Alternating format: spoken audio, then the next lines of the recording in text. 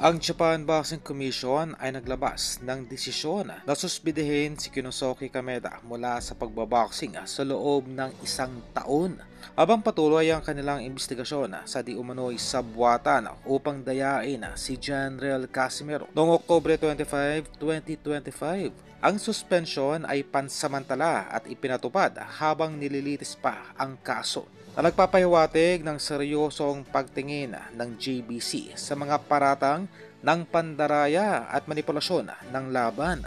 Ang ganitong aksyon ay karaniwan sa mga organisasyong pampalakasan upang mapanatili ang integridad ng sports habang isinasagawa ang masusing pagsusuri.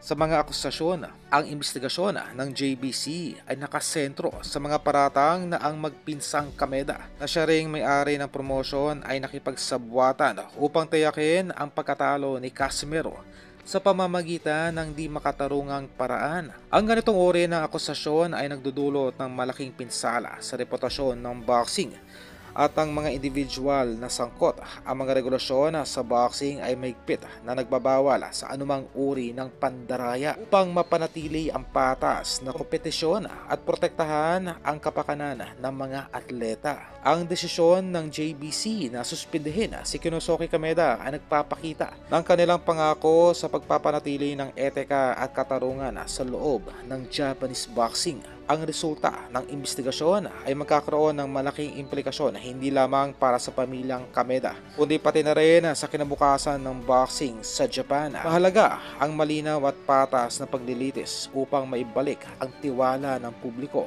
at ng mga atleta.